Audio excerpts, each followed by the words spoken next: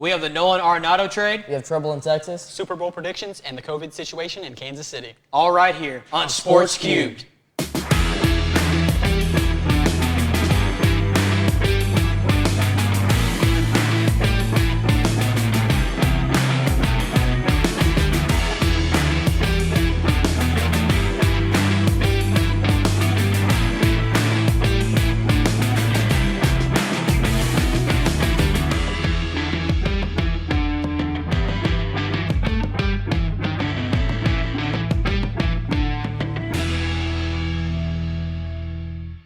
Welcome back into Sports Cube Season 2, Episode 4. I'm Kyler Gaiman alongside. I'm Branton Beard.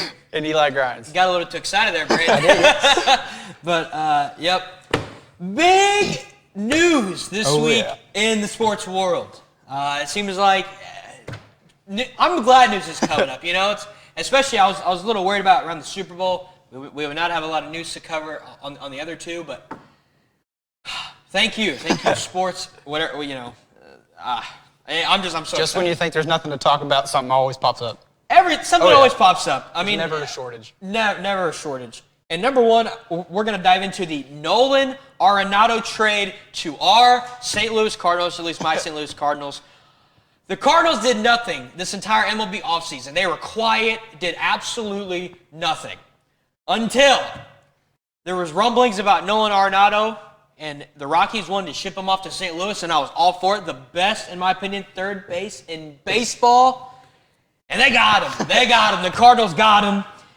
Oh, and it's so nice to this contract because Arenado, they added another year to his contract to the deal, and he's signed through 2027. And the Rockies pay all of his salary, which is $35 million, in 2021. I mean, we got him for a bag of chips. Yeah, I didn't know Bill O'Brien started playing for the Rockies, coaching for the Rockies. I mean, that's ridiculous for the amount of stuff that the Cardinals gave up. It's nothing. I mean, it's literally Bill O'Brien 2.0. How do you go from trading what MLB ranks as a third in baseball for 4 prospects? And one of them, I know one of them was like Austin Gomber, who's a pitcher for the Cardinals, really a bullpen piece, and 3 other prospects.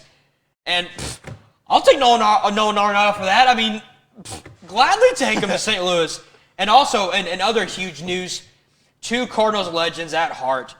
Yadier Molina signs a 1-year deal, expected to sign a 1-year deal back to St. Louis, and Adam Wainwright is expected to come back for another year. Not the St. Louis Blues, by the way, the St. Louis Cardinals. And I mean, you just love to see it. I mean, 2 legends, 2 great players in the Cardinals organization. It's awesome. I mean, literally, this week for a Cardinals sports fan is literally what you dream of. I mean, not to give up really anything, not to give up a lot of money either. Fans have been begging for Waino and Yachty to come back, and it's been awesome. But there's always one thing, and this news came out today on Wednesday. Colton Wong signs a 2-year deal with the Milwaukee Brewers, and it's like you don't really want to see him in the division. But I mean, after you sign those 2, I knew that his likelihood in St. Louis was not going to be there. I figured. You know, I'm a fan of either putting maybe Carpenter at second or putting Tommy Edman, the young kid, at second to fill up his spot. But it's unfortunate because he was always consistently pretty solid. I mean, a phenomenal defensive player, winning Gold Gloves for the Cardinals. But overall, I can't be upset by that. Whenever you get one of the best third basemen in baseball for nothing and signing 2 legends back. So, as a Cardinals fan, had to wear the jersey for the occasion. It's actually, if I can get it, Yachty, baby. There it is. So, always fun on the show. I'm so shocked by this Arenado trade. I am baffled. I was at work whenever the news broke, and I fist pumped in the air in one of the aisles at work, and I looked like an idiot. But I just love to see it. You know. I mean, the Cardinals only did nothing this entire offseason. Nothing. And the Cardinals took that personally and did not care. I'm so excited. We've gotten the perspective of a Cardinals fan. Obviously, you're super excited, but you've got to think about a Rockies fan, how they're feeling right now. This is straight tank. This is tank. There's no other way around it. You don't trade, arguably, like you said, the best third baseman in baseball for what they got out of that. This is a worse tank job than the Eagles Week 17. I'm serious. This is. And the general manager came out yesterday and said that he's not happy about the trade. So how does he not have a say in having that go? Like, if you're upset about it, you got to put a stop to it before it's okayed. Like, you don't even let him offer that deal. That's awful. That's kind of like sticking a fork in an electric socket. Like, why did I What's get shot? gonna happen? Yeah.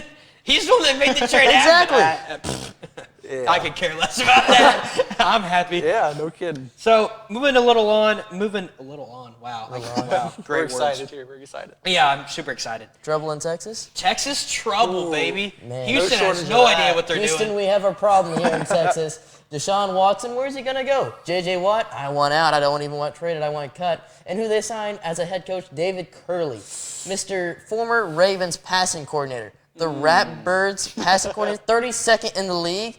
I mean, why are you looking at him when you have the Chiefs offensive coordinator on the board? I mean, he, in my opinion, would have been a much better fit. Curly's stat sheet here in the NFL, he was with the Bucks from 94-95, Steelers 96-98, Eagles 99 to 2012, and the Chiefs 13-16, and he was with the Bills before they had Josh Allen as their quarterback coach.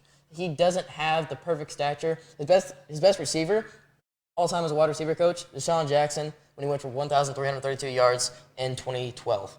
And other than that, I mean, what impresses you enough to go ahead and sign him as your head coach? I mean, I think that shows tank mode as well. I mean, it was certainly kind of shocking, especially after the fact that Eric Bieniemy was in the interview process, and how you don't sign him as your head coach whenever you're the last team in the NFL to get a head coach is beyond me. But I think what the Texans are trying to do is the Andy Reid coaching tree has had a ton of success, and you know, he was with the Eagles for so long. I think I think they're trying to pull a card from that book, but it's like, if you look at his recent success, it really hasn't been much at all. No. I mean, the Ravens have been more of a running team, obviously. It was just like, okay, and the Deshaun Watson situation is unbelievable. I mean, you have the report from Adam Schefter and everybody saying Watson wants out. Obviously, everybody knows he wants out. And then the general manager comes out before the beginning of a press conference says, yeah, we're not interested in trading Deshaun Watson. And it's so hiring a guy like this, taking a chance on him, and you're claiming that Deshaun Watson's not going anywhere. Why would you take a chance with a head coach like this with the Stat sheet of that. Yeah, exactly. You have your franchise quarterback right here that wants to leave. You're not giving him any more reason to stay. Yeah, you if anything, you're taking pieces away because he wanted Eric Bieniemy, Yeah. and giving him this. What does he have to use? Will Fuller, who's on drugs? I mean, he's already you said it. suspended until week Yeah. 8. You don't have any weapons. I don't blame the one bit. I'm frustrated, and I'm not even a Texans fan. Yeah. Yeah. I feel I that. cannot imagine being a Texans fan watching this all boil down. And you see your whole team leaving. I mean, veterans, the report came out, the veterans are with Deshaun Watson saying, don't waste your career here. That's literally what they said. J.J. Watt, basically the face of the franchise for the past 10 years. And a prime example Yeah, of he his says, don't career even kind trade. of being wasted. You could argue that. Exactly. And he said that he doesn't even want to be traded. He wants to be cut so he can choose his own team for himself to try to chase that ring, which is respectable. Yeah. It is. I mean, it's very respectable, and J.J. Watt has been, I mean, I think he's your biggest and easiest. Well, actually, I think Deshaun Watson and J.J. Watt are your two biggest marketing standpoints, Yeah. and they both went out. Like, What are you going to do? I mean, what can you do? It's like you're not giving. That, and you don't have a first-round pick this year. Like, how can you tank without a first-round Yeah. pick? And the report came out, you were talking about before the press conference. During that press conference, he said, of course, that was after the Matthew Stafford trade, he said he wants 2 first-round picks, second or third-round pick, and 2 defensive starters. What logical team is going to give that up? I mean, I know it's Deshaun Watson, but I think that it depends on. I honestly think that nothing is without reasonable, at least for the pick side. At least, I mean, you know what you're getting out of Deshaun Watson with Right. the picks, especially after the Matthew Stafford trade, which we will get into in just a second. But I mean, so the picks aspect, you know what you're getting into. Yeah. There. But the two young defensive starters. It depends on who that is. It Right. depends on who that is. I mean, if it's like a third round, fourth round pick, okay, like I'd say they have a shot at winning that trade. But Right. I mean, if you're talking like hypothetically here, let's say the Bears, let's say you give them Khalil Mack, Yep. okay?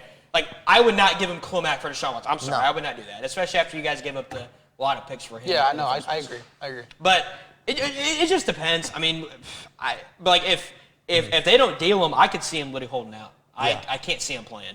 It's a rough situation.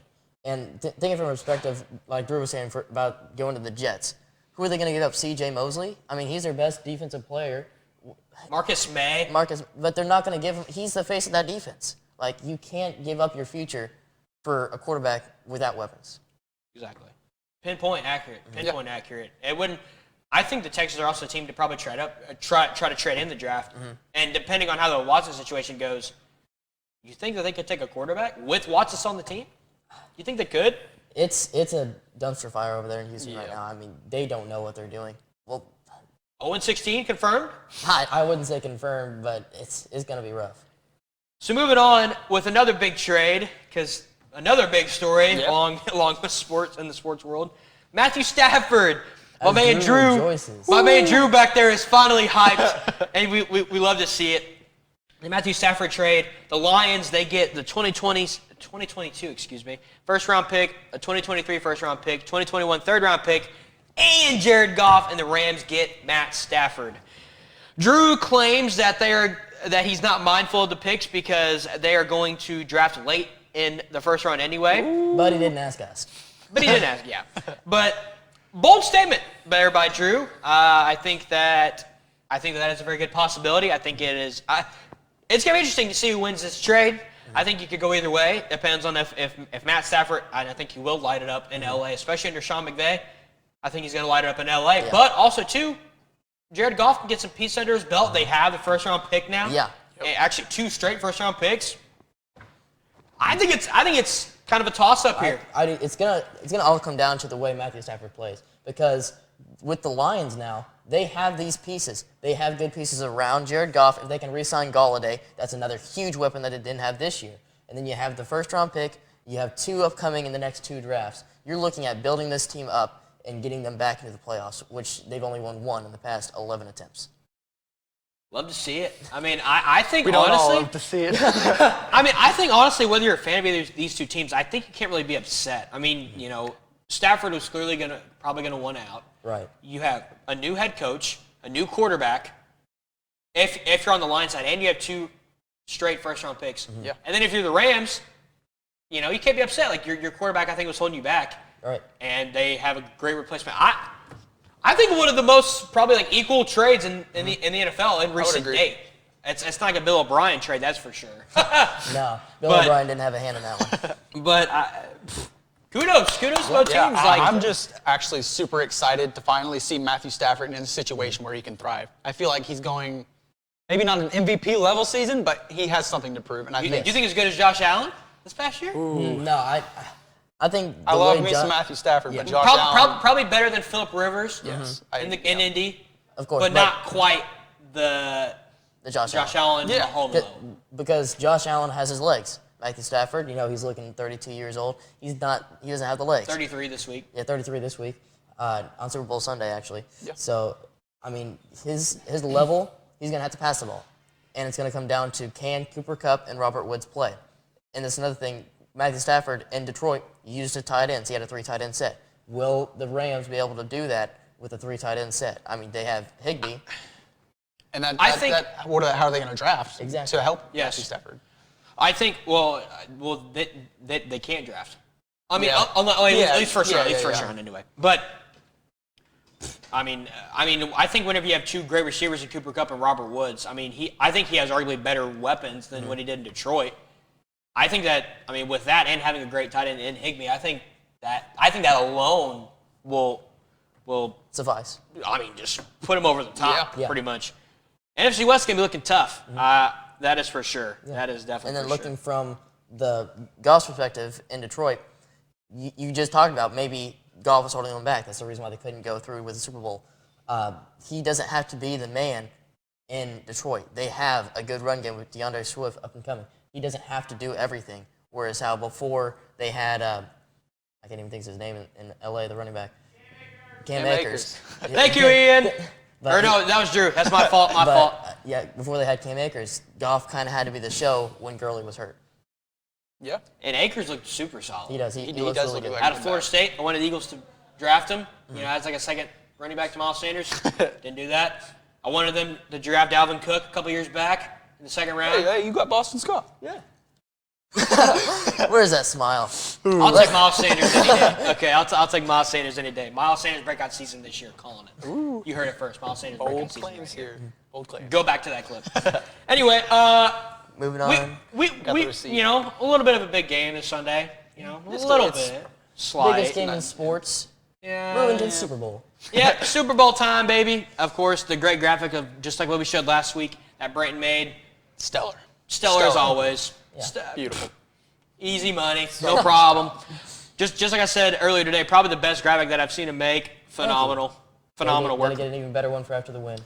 So some quick stats for the Super Bowl. They're going to have 25,000 fans, 30,000 cutouts, which is really interesting because I think that, 25,000 fans I think is going to be tough to social distance and all that. But I'm glad that we have some fans in the Super Bowl. I mean, for that's- sure. It'll that's definitely great. play a factor. I mean, think about this.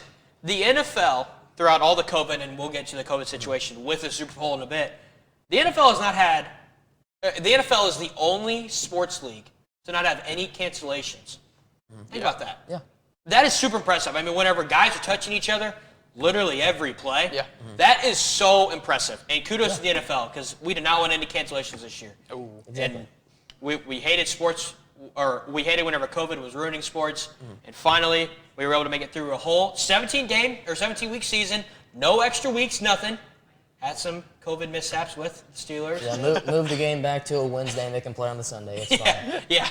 But I mean, hey, we got through it. We got Yes. through it, and we made it to this point, and that's what you love to see. But until Super Bowl, we'll see what happens here because of a haircut.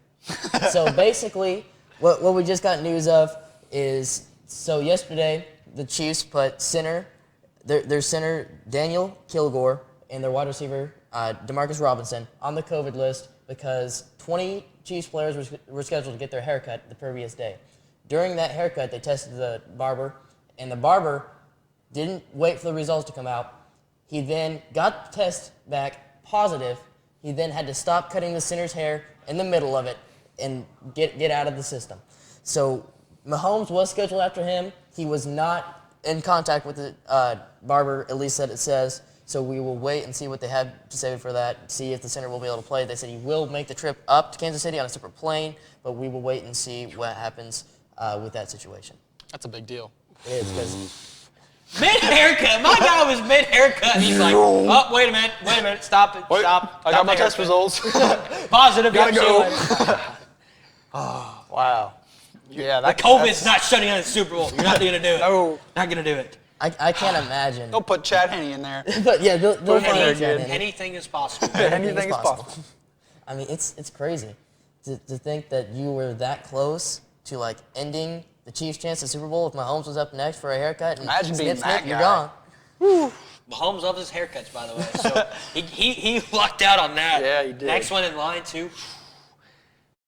And I think, and just off the top of my head here, it's very interesting because the Chiefs already are missing O linemen anyway. Like in the AFC Championship game, their left tackle tore his Achilles, Yep. Eric Fisher, so he's out. Then you've had some moving some O line pieces because their O line's been hurt. That's huge for the Chiefs. Their O line, even last year, it was ranked like bottom 15 in the league. They have not had good offensive linemen play in the past Super Bowl. So it's going to be interesting to see if Vita Vea and Ndamukong Suh, they can have an impact in the Super Bowl to get them the win for the Buccaneers. I definitely think it'll play a really Yeah. great factor in that game. So they also have over 120 cameras in the Super Bowl. 31 slow-mo, 32 pylon, 2 vents, 4 Skycam. Wow. They are Man, gonna be that's a solid. lot of Yeah. money. That's a lot of money. But Chump change. That's chump change for the NFL. That's chump change. especially with the commercials and all that, Oh, with yeah. how much they I'll are, make that right back. no problem. We're going to have No some better problemo. commercials this year. I At really least we hope so. Oh, those were not that good last year. All right, Super Bowl predictions, fellas. One last Super Bowl prediction. If you want me to start off, I can start it off. Go for it, man. But give me Chiefs 28, Buccaneers 31. Ooh. Give You had me going. Tom Brady. Tom baby. Brady. I'm also, some Buccaneers fans I know, there's some Buccaneers fans that have been waiting to see this moment, so I'm kind of rooting for them a little bit, but got to go with the Bucs on this one. Got to go with the Bucs. Bold. Unless it's either Eli Manning or Tom Brady, or oh my goodness, Eli Manning or Nick Foles. Yep. Nick Foles was just goes Tom Brady, by the way. Okay, here we go. But unless it's Eli Manning or Nick Foles, I just can't count out Tom Brady. So give me Buccaneers 31-28. Super Bowl 55? Right? Yeah. 55 champions. What we got, Branton? Tom Brady is the only QB in the NFL to beat Patrick Mahomes in the postseason thus far. Yep. Thinking of that, the anticipation. We're looking at Buccaneers 31, Chiefs 35. Ooh. I'm not going without the Chiefs. It's the Brown Bell. I don't want Brown to get a ring. I don't want Bell to get a ring. To be honest with you, I'd rather Brown get the ring. But Tom Brady's not getting his 7th ring. Chiefs going to win this one, 35-31. Mahomes MVP. Okay. Yeah, I've got to agree with you, Brandon. The Chiefs, you cannot count out Patrick Mahomes. No. But then again, Kyler mentions Tom Brady is the only one that's ever beaten him in the playoffs. It really is just going to come down to quarterback play, in my opinion. You've got the Tampa Bay Bucs with this great defense. The Chiefs their defense has gotten a lot better as the season has progressed. But I'm going to have to go with the Chiefs, and I'm thinking Chiefs 31, Tampa Bay 27. Beat me by 1, got you by 1 point, Eli. Got you by 1 point, There you go. but on a different team. And kind of bold prediction, I think that Tampa Bay has over 100 yards rushing. I think that's a good bet. I think so. I think Leonard Fournette has been kind of coming up a little bit. Yeah, I think he's definitely become the feature back instead of Ronald Jones, who is also a solid back, but Leonard Fournette has really solidified himself. And really, Fournette was cut. Before week 1, so it's like I think they got to steal the Bucs. Yeah, I think this was their plan all along, is to have Ronald Jones be the all down back throughout the season to save Fournette for the playoffs. Yeah. And it's working out for him. I think to win this game for the Bucs, it is going to start on the ground, because even though they have all those weapons for Brady, they got to run the ball. Yeah. So I'm so excited for the Super Bowl. I'm so excited. I have not been this excited for Super Bowl in a long time. Just because you have the GOAT versus, I think the young stallion. Yeah, the young stallion. So it's like the young kid. There you go. Yeah. Man, kind of. And this might be a passing the torch moment. it might be. And as we mentioned before the show, can Patrick Mahomes catch up to that greatest of all time stature that Tom Brady has made for himself if he loses this game? Do you think he can? I'm telling you right now, I know how great Patrick Mahomes is. You cannot tell me a quarterback who's been to 10 Super Bowls, correct? 10 Super Bowls? This will be his 10th. This will be his 10th. You're telling me if a quarterback can get to, or if Tom Brady doesn't go next year to the Super Bowl, if a quarterback can get to 11 plus, I can't see another quarterback being better than Tom Brady ever. I agree. Ever. The dude led an undefeated season, mind you, with New England. Had an undefeated season. Unfortunately, Eli Manning cut that perfect season short. But still, an undefeated regular season, and has made 10 plus Super Bowls. One of the best Super Bowl comebacks in NFL history. Probably one of the best comebacks ever in NFL history. 28-3, sorry, Falcons fans. I can't ever count him out. I totally agree with you. I totally agree. Unless they're playing the Eagles, I can't count him out. Can't do it. Can't do it. I think that Patrick Mahomes has the ability to become the best quarterback of all time. But just as you said, it's going to come down to, can he make the Super Bowls? Because at the end of the day, Super Bowls are all that matters. Yes. So if he can get to as many as Brady or more, then yeah, I'd say he can. You've got to look at the pace at which he's had success, too, because this is his 3rd season. He's already made it to 2 Super Bowls. That's very true. That's insane. It's very true. And he's made new, well, not made new because Aaron Rodgers and Matthew Stafford did it, but he's made it known, his no-look passes, his ability to change up the pace of the game. Yeah. And when Brady was asked about that this week, if he's going to implement the no-look pass into his game, he says, you can't teach an old dog new tricks. So he knows that Mahomes is young. He has this unusual amount of talent to do this. And that keeps defenses guessing. Yeah. I can't. You look at like a lot of great quarterbacks, right? Who have like let's say Mahomes, let's say the Chiefs win this game on Sunday. you look at a lot of great quarterbacks who have had who have won 2 Super Bowls. The one that comes to mind to me is John Elway. Like, John Elway is one of the best quarterbacks of all time, but is he the best? Okay, is he the best? And that's where it's like you can kind of toy around, or like even like you've had Mahomes. Mahomes has won as many Super Bowls as Nick Foles has. Okay, so it's just like I mean, to go to 10 and win what? You've won 6, right? Brady, yeah, 6. 6, and if you win your 7th, I mean, I don't know. I just man, Tom is unbelievable. I mean, and you look at Aaron Rodgers has only won 1. Drew Brees has only won 1. Peyton Manning, he's won 2, right? Ben's won 2. So it's like it's like Mahomes would be on the same level as them, I would think. Yeah. Because they've been great for their teams, but to be the best, the GOAT, which is Tom Brady. And you can't use the system quarterback the argument anymore. My bad. Because Bruce Arians is not the one that made this team go to the Super Bowl. He's just, in my opinion, he's not a good head coach. I think he's a hothead. Whoa! That's just how I felt all season. He just doesn't seem like he really elevates his players. I think that's more of a leadership thing from Tom Brady. So you can't use Bill Belichick was the one that got to all the Super Bowls. I think obviously now we can shut that down. Yeah. Clearly. Yeah. Because he made Because Super Tom Bowl Brady without was Belichick. the Patriot way. I mean, Bill Belichick, in my opinion, is one of the greatest coaches of all time. Obviously. But I'm just saying that Tom Brady, it wasn't just because of that system that he had success. Exactly. And just as you said with Bruce Arians, I would 100% agree with you. Yeah. Bruce Arians, he didn't know how to run this team from the beginning. He said that the way they were working with Tom Brady, it wasn't working. He let Tom call everything. Tom was in charge of the whole team. And you look at all the stuff the players are saying, the cheers after they won the game, and Tom Brady coming over to each one of them and saying, "What are you crying for? We got another game to play." Tom is the reason this team is where they're at. Yeah, I 100% agree. Love to see it. Love to see it. I'm so thrilled. I'm so thrilled. No, I totally agree. It's the first time, it's probably since that Falcons-Patriots Super Bowl that I've been really excited for a Super Bowl. Me since I will never be as excited as Super Bowl 52. It's totally different when your team is in the Super Bowl. That was a whole different level. I mean, that was a day. Actually, tomorrow is going to be the 3 years now anniversary of that game. It's been about 15 since our team was in there, and we lost. Monday was the 12-year anniversary of the last Super Bowl in Tampa between the Steelers and the Cardinals, where Larry Fitzgerald had his chance at the ring, but Antonio Holmes tapped his way down. One of the best catches in Super Bowl history. Yeah. For sure. You can make, I think, 2 of the best plays in Super Bowl history came from that one Super Bowl. James Harris, 101-yard interceptions. Oh, yeah, that was Antonio Holmes. Can't forget about that. Game over. I mean, remarkable. Hey, I'm going to shoot you straight, and I'll end on this note. The David Tyree catch in Super Bowl, overrated, in my opinion. I would agree. In my opinion. A little bit. Yeah. It was a great catch. It was a great catch.